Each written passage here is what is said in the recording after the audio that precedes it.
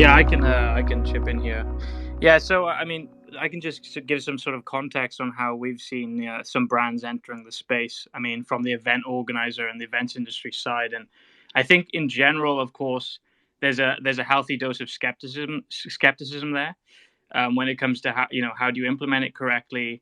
I think, of course, a lot of brands are hyper aware now that it's long gone of the days where it was just people able to make money overnight for doing barely anything and people riding the wave of hype.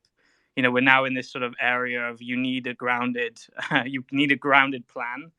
And I think what was so controversial about the Porsche drop was it kind of did feel like they were taking the strategy of the 2021 bull run and applying it in an environment that simply didn't support that.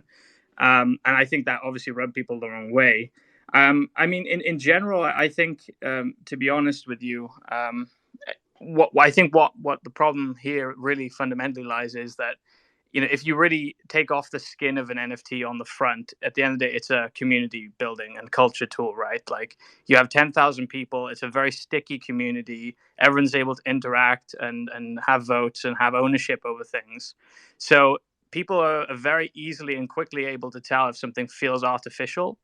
And I think that's the problem Porsche had, and how they should do it better is it needs to feel homegrown. You need to interact with people within the space. You need to have ambassadors who come from the space, and you can blend over some Web 2 elements. I mean, Porsche has a rich history, of course, and they make exceptional cars. Well, some people will debate that, but I think they do anyway. But yeah, so you need to blend it really. You can't just bring a Web 2 strategy over and expect it to stick in Web 3. It's a whole different ethos and environment. And yeah, I think if I was to say if they were to do it better, they should honestly just take more pages out of the Web 3 book for how to apply it and do it like that.